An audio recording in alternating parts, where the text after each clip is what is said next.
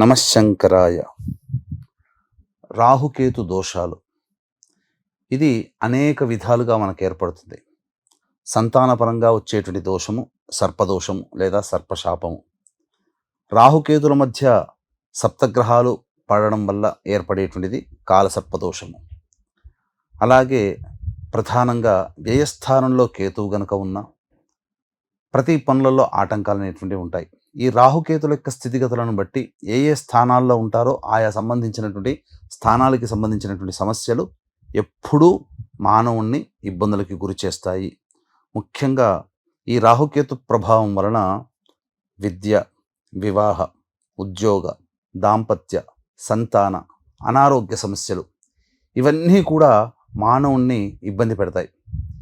ప్రధానంగా కాలసర్పదోషంలో జన్మించినటువంటి వాళ్ళకి ఈ రకమైనటువంటి సమస్యలు ఎక్కువగా ఉంటాయి.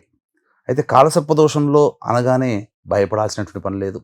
చిరంజీవి గారు, డొనాల్డ్ ట్రంప్, అలాగే ఆదిశంకరాచార్యుల వారు, బిల్ గేట్స్ లాంటి వాళ్ళు మన దేశాన్ని పరిపాలించినటువంటి అధ్యక్షులు, అంటే నెహ్రూ కాలం, వీళ్ళందరూ కూడా ఈ సంబంధించినటువంటి కాలసర్పదోషంలో జన్మించినటువంటి వాళ్ళే.